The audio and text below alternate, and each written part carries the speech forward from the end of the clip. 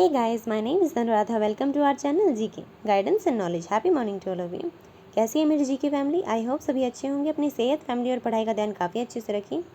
आज है world indigenous day या फिर international day for the indigenous people. इसको क्यों सेलिब्रेट किया जाता है? क्योंकि जो हमारी कम्युनिटीज़ होती हैं, जो जिन्हें हम आदिवासी बुलाते हैं, उनके राइट्स को प्रोटेक्ट करने के लिए या फिर उनको उनके हक दिलाने के लिए हम इस डे को सेलिब्रेट करते हैं और अवेयरनेस फैलाते हैं कि उनका कितना ही ज़्यादा इंपॉर्टेंस रहता है। हमारे नेचर को वो प्रोटेक्ट करते हैं क्योंकि वो जंगलों के अंदर रहते हैं और वो उसे बिना नुकसान पहुंचाए वहाँ पे अपना सर्वाइवल करते हैं। आज के दिन जापान के जो एक एरिया है जिसका नाम है नागासाकी, वहाँ पे न्यूक्लियर अटैक किया गया था यूएसए के द्वारा। उसके अंदर 1 लाख से लेकर 2,26,000 तक के लोगों की जान चली गई थी और बहुत ही ज़्यादा मिलियंस ऑफ लोग ऐसे हैं जो इसकी वजह से अफेक्ट हुए थे। तो आप उसकी कितनी ज़्यादा इंटेंसिटी रही होगी ये समझ सकते हैं। वहाँ पे 2 बम गिराए गए थे, एक 6 अगस्त को और एक 9 अगस्त को 1945 के अंदर। और आज भी ऐसा है कि जिन लोगों के ऊपर वो उन बॉम्बिंग की रेडिएशन हुई थी उनके ऊपर काफ़ी ज़्यादा इम्पैक्ट रहा है। आज तक उन्हें वेलफेयर की स्कीम्स की ज़रूरत पड़ती है और साथ ही साथ उनको ज़रूरत है कि वो मेडिकल हेल्प मिले उन्हें। पहली न्यूक्लियर बॉम्बिंग वही थी, उसके बाद में अभी तक नहीं हुई है और मैं नहीं चाहती हूँ कि आगे भी हो, क्योंकि इसकी वजह से किसी का फ़ायदा नहीं होने वाला है। चलिए लास्ट डे के क्वेश्चन के साथ शुरुआत करते हैं। हमारा क्वेश्चन था, मैंने पूछा था कि अमरगढ़ फोर्ट ये रिसेंटली न्यूज़ में देखने को मिला, ये कहाँ पे लोकेटेड है? महाराष्ट्र के अंदर, मध्य प्रदेश के अंदर, राजस्थान के अंदर, कर्नाटक के अंदर। हमारा आंसर क्या होगा? हमारा आंसर होगा सी, राजस्थान के अंदर। राजस्थान के अंदर हमारे देश के अंदर सबसे ज़्यादा किले देखने को मिलते हैं और मैंने वहाँ पर विज़िट भी किया है, हालाँकि इस फोर्ट को नहीं देखा है। तो चलिए इसके बारे में जान लेते हैं। ये रिसेंटली कॉन्फ्लिक्ट में आ गया है बिकॉज मीना कम्युनिटी और जो लोकल हिंदू ग्रुप्स हैं उनके बीच में फ़ाइट चल रही है इसको लेकर, क्योंकि मीना कम्युनिटी के लोगों का कहना है कि अमरगढ़ फोर्ट है वो मीना रूल के द्वारा बनाया गया था। राजपूत रूलर थे जो जयपुर के, उनके द्वारा, जो इनके लिए सदियों से एक हॉली साइट है। सो इस वजह से ये न्यूज़ में आ गया। फिर पहला क्वेश्चन हमारा, कंसिडर करना है इन सभी स्टेटमेंट्स को किसकी रिस्पेक्ट में? इनर लाइन परमिट के बारे में हमें बताना है। इनर लाइन परमिट एक डॉक्यूमेंट है जिसकी ज़रूरत पड़ती है नॉन नेटिव्स को ताकि वो एक स्टेट के अंदर विजिट कर सकें या फिर वहाँ पे कुछ टाइम के लिए रह सकें, जो एरिया प्रोटेक्टेड है किसके अंदर? ILP, inner line permit system के अंदर। प्रेजेंटली 4 नॉर्थ ईस्टर्न स्टेट्स हैं जैसे कि अरुणाचल प्रदेश, मणिपुर, मिजोरम, नागालैंड, जो कि इसके अंदर कवर्ड है। तो इनमें से कौन सी स्टेटमेंट करेक्ट हमें बताना है? फर्स्ट ओनली, सेकंड ओनली, दोनों, फिर दोनों में से कोई नहीं। तो हमारा आंसर क्या होगा? हमारा आंसर होगा सी, बिकॉज दोनों की दोनों स्टेटमेंट है वो बिल्कुल करेक्ट है। इसके बारे में देख लेते हैं। रिसेंटली क्या हुआ है कि जो लद्दाख यूनियन टेरिटरी है, लद्दाख एडमिनिस्ट्रेशन है, उसने रिमूव कर दिया है इनर लाइन परमिट को इंडियन नेशनल्स के लिए जो कि उस एरिया के अंदर विजिट करना चाहते हैं। इस नोटिफिकेशन के अंदर बताया गया है कि इनर लाइन परमिट है वो ज़रूरी होता था इंडियन नेशनल्स के लिए जिसके अंदर डोमेस्टिक टूरिस्ट और लोकल रेजिडेंट्स हैं, उन्हें कम्प्लीटली रिमूव कर दिया गया है इस ऑर्डर से कि वो प्रोटेक्टेड एरिया के अंदर विजिट कर सकते हैं। फॉरेन टूरिस्ट के ऊपर भी रिस्ट्रिक्शंस होती थी जिन्हें रिलैक्स कर दिया है 7 से लेकर 15 डेज तक, मतलब कि हाफ मंथ तक वो आराम से जो बोर्डिंग एरियाज़ के जो सर्किट्स हैं उनके अंदर घूम सकते हैं, जैसे कि नायोमा है, नुब्रा है, लेह के अंदर और कारगिल डिस्ट्रिक्ट के अंदर। ये मूव है, इससे क्या होगा कि जो लद्दाख की यूनियन टेरिटरी है उसके अंदर जो फॉरेनर्स हैं वो आसानी से विजिट कर पाएंगे, जिसकी वजह से जो रूरल टूरिज्म है वो बढ़ेगा और वहाँ की लोकल लोगों की इनकम भी बढ़ेगी। इसे कब लाया गया था? इसे इनर लाइन परमिट है वो एक एक्सटेंशन है Bengal east frontier regulation act 1873 के अंदर लाया गया था। इसके अंदर जो कि ब्रिटिशर्स के द्वारा फ्रेम किया गया था। इस रेगुलेशन के अंदर जो एंट्री है डेजिग्नेटेड एरिया के अंदर उसको बंद कर दिया गया था। ये किया गया था ताकि क्राउन के इंटरेस्ट को प्रोटेक्ट किया जा सके स्टेट के अंदर, जिसकी वजह से प्रिवेंट कर दिया था इंडियंस को, जो ब्रिटिश सब्जेक्ट हैं, उनको ट्रेड करने के लिए इस एरिया के अंदर। फिर अगला क्वेश्चन है, इंडिया का पहला heart failure bio bank start किया गया है SCTIMST के अंदर। ये कहाँ से है? ये कौन से स्टेट के अंदर है? राजस्थान, मुंबई, केरला, दिल्ली। हमारा आंसर क्या होगा? हमारा आंसर होगा सी, बिकॉज ये केरला के अंदर लोकेटेड है। इसके बारे में देख लेते हैं। ये पहला हार्ट फेलियर बायो बैंक बनाया गया है। इसके साथ में national centre for advance research and excellence in heart failure, इसे इन शॉर्ट KRHF बुलाया जाएगा। इसके अंदर Shri Chitra tribunal institute for medical sciences and technology ने साथ दिया है केरला के अंदर। ये बायो बैंक ओपन किया गया ताकि स्टडी की जा सके जेनेटिक्स की, मेटाबॉलिक्स की और प्रोटोमिक मेकर्स की, ताकि हेल्थ के आउटकम्स निकल कर आए हार्ट फेलियर पेशेंट्स के लिए। बायो बैंक है ये रिसोर्सेज को कलेक्ट करेगा, हाई क्वालिटी बायोलॉजिकल ह्यूमन जो सैंपल्स हैं उन्हें कलेक्ट किया जाएगा ताकि अंडरस्टैंड किया जा सके मोलिकुलर पाथवेज को और इम्प्रूव किया जा सके। जो हार्ट फेलियर पेशेंट्स हैं उनके डायग्नोसिस किया जा सके, प्रोग्नोसिस किया जा सके और उनकी ट्रीटमेंट की जा सके। इसके अंदर बायोस्पेसिमेंस के अंदर क्या क्या इंक्लूड है, उनका ब्लड, उनका सीरम, उनके टिश्यू सैंपल्स जो कि हार्ट सर्जरी के दौरान और प्रीफरल ब्लड मोलिकुलर सेल्स के दौरान जीनोमिक डीएनए को कलेक्ट किया जाएगा ताकि हार्ट फेलियर पेशेंट्स के बारे में स्टडी करके उनकी हेल्प की जा सके। अगला क्वेश्चन है, कंसिडर करना है इन सभी स्टेटमेंट को किसके रिस्पेक्ट में। प्रधानमंत्री दक्ष पोर्टल और मोबाइल ऐप के बारे में बताना है। पीएम दक्ष का मतलब क्या है? प्रधानमंत्री दक्षता और कौशलता संपन्न हितग्राही योजना। ये किसका इनिशिएटिव है? Ministry of education. इनमें से कौन सा करेक्ट है हमें बताना है। फर्स्ट ओनली, सेकंड ओनली, दोनों, फिर दोनों में से कोई नहीं। तो हमारा आंसर क्या होगा? हमारा आंसर होगा ए, बिकॉज फर्स्ट है वो स्टेटमेंट करेक्ट है, सेकंड स्टेटमेंट इनकरेक्ट है। इसके बारे में देख लेते हैं। Union ministry social justice and empowerment के मिनिस्टर डॉक्टर वीरेंद्र कुमार ने लॉन्च किया है पीएम दक्ष पोर्टल को और पीएम दक्ष मोबाइल ऐप को नालंदा ऑडिटोरियम से, कहाँ पे लोकेटेड है? Doctor Ambedkar international centre Delhi के अंदर। ये पीएम दक्ष पोर्टल और मोबाइल ऐप है, ये डेवलप की गई है ministry of social justice and empowerment के अंदर और ये कोलैबोरेट करेंगी नेशनल ई गवर्नेंस डिवीज़न के द्वारा। ये पोर्टल और ऐप है, ये दोनों हेल्प करेंगी स्किल डेवलपमेंट स्कीम्स को एक्सेस करने के लिए टारगेटेड ग्रुप्स को, जो कि हैं बैकवर्ड क्लासेस, शेड्यूल कास्ट या फिर सफाई कर्मचारी। इस इनिशिएटिव की हेल्प से जो यंग ग्रुप्स हैं वो उनको अवेलेबल करवाएंगे बेनिफिट्स ताकि स्किल डेवलपमेंट ट्रेनिंग की जा सके। इस स्कीम को इम्प्लीमेंट किया जा रहा है ministry of social justice and empowerment के द्वारा। 2020-21 की जो फाइनेंशियल ईयर उसके अंदर प्रोवाइड करवाए जाएंगे स्किल डेवलपमेंट ट्रेनिंग प्रोग्राम्स, जिसके अंदर क्या क्या किया जाएगा, जिसके अंदर कौन कौन से प्रोग्राम चलाए जाएंगे। अपस्किलिंग और रीस्किलिंग प्रोग्राम्स को चलाया जाएगा, शॉर्ट टर्म ट्रेनिंग प्रोग्राम्स को चलाया जाएगा, लॉन्ग टर्म ट्रेनिंग प्रोग्राम्स को चलाया जाएगा और एंटरप्रेन्योरशिप डेवलपमेंट प्रोग्राम्स को चलाया जाएगा। इसके अंदर ये क्वेश्चन पूछा जा सकता है कि इसके अंदर कौन कौन से ट्रेनिंग प्रोग्राम चलाए जाएंगे। ये ऑप्शन दे देंगे और आपको बोलेंगे इनमें से कौन सा करेक्ट है, या फिर इसको चेंज करके बोल सकते हैं इनमें से कुछ दे दिए, इनमें से 3 ऑप्शन सही दे दिए, एक गलत दे दिया और पूछे इनमें से कौन सा नहीं है। सो आप इस तरह से भी याद रखिए क्वेश्चन को। नेशनल ई गवर्नेंस डिवीजन इसे क्रिएट किया था 2009 के अंदर ministry of electronics and information technology के अंदर क्रिएट किया गया था। एक इंडिपेंडेंट बिजनेस डिवीजन की तरह किसके अंदर? डिजिटल इंडिया कॉर्पोरेशन के अंदर। नेशनल ई गवर्नेंस डिवीज़न है, ये बहुत ही इंपॉर्टेंट रोल प्ले करता है सपोर्ट करने के लिए ministry of electronics and information technology manage करने के लिए और इम्प्लीमेंट करने के लिए प्रोग्राम्स 2009 से ही ये इम्प्लीमेंट किया गया है सेवरल ई गवर्नेंस प्रोजेक्ट्स के अंदर, जिसके अंदर इनिशिएटिव है उन्हें स्टेट और सेंटर दोनों लेवल पे इम्प्लीमेंट किया गया है। इन्होंने हमारा नाम बहुत ही ऊंचा कर दिया। नीरज चोपड़ा, इन्होंने गोल्ड मेडल जीता है, ये रिसेंटली न्यूज़ में देखने को मिले।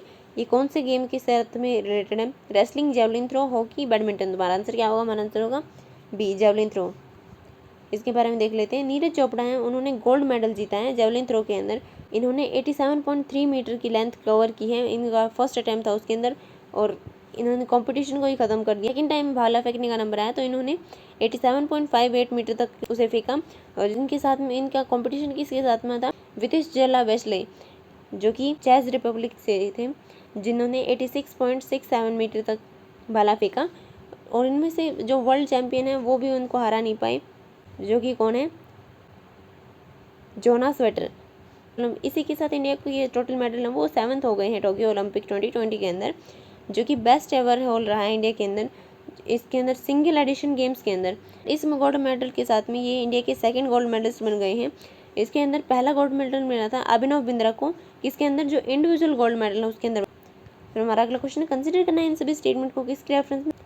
Collision for disaster resilient infrastructure, जिन्हें इन शॉर्ट हम CDRI बुलाते हैं, इसे लॉन्च किया गया था प्राइम मिनिस्टर नरेंद्र मोदी के द्वारा 2019 के अंदर। इसका प्राइमरी ऑब्जेक्टिव है ताकि प्रमोट किया जा सके रिसर्च और शेयर किया जा सके नॉलेज को किसकी फील्ड में? इंफ्रास्ट्रक्चर के रिस्क मैनेजमेंट, फाइनेंसिंग स्टैंडर्ड और रिकवरी मैकेनिज्म के अंदर। स्टेटमेंट करेक्ट है, फर्स्ट ओनली, सेकंड ओनली, दोनों है, फिर दोनों में से कोई नहीं। तुम्हारा आंसर क्या होगा? हमारा आंसर होगा सी, बिकॉज दोनों के दोनों स्टेटमेंट है वो करेक्ट है।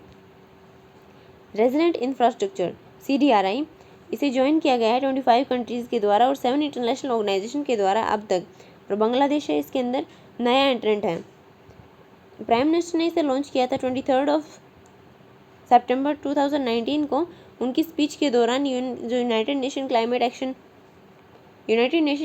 एक्शन समिट के अंदर हुई थी। इसके अंदर इंटरनेशनल कोएलिशन कंट्रीज़ और यूनाइटेड नेशन एजेंसीज और प्राइवेट सेक्टर साथ साथ मल्टीलेटरल डेवलपमेंट बैंक्स और एकेडमिक इंस्टीट्यूशन शामिल हैं। मोदी जी के द्वारा पहली बार CDRI को प्रपोज किया गया था, इसको प्रपोजल रखा गया था 2016 के अंदर जो एशियन मिनिस्ट्रियल कॉन्फ्रेंस थी ऑन डिजास्टर रिस्क रिडक्शन के अंदर, जो कि विज्ञान भवन के अंदर हुई थी न्यू दिल्ली के अंदर, ये आइडिया इंस्पायर्ड हुए थे। ये आइडिया कहाँ से मिला था हमारे जो प्राइम मिनिस्टर नरेंद्र मोदी जी को? बिकॉज 2001 के अंदर भुज गुजरात के अंदर अर्थक्वेक देखने को मिला था। उस टाइम पे ये हमारे गुजरात के चीफ मिनिस्टर थे। उसको देखते ही इन्होंने ये आइडिया आया और CDRI कॉन्सेप्चुलाइज किया गया फर्स्ट और सेकंड एडिशन के अंदर international workshop on disaster resilient infrastructure के अंदर, जिसे इन शॉर्ट हम IWDRI बुलाते हैं, जो कि 2018-19 के अंदर देखने को मिला था। इसे ऑर्गेनाइज किया गया था नेशनल डिजास्टर रिस्क अथॉरिटी के द्वारा, जिसे हम NDM में बुलाते हैं, जो कि एसोसिएट हुई थी साथ में UN office for disaster risk reduction, world bank, UN development program, global commission on adaptation, इनके साथ में मिलकर हुआ था ये।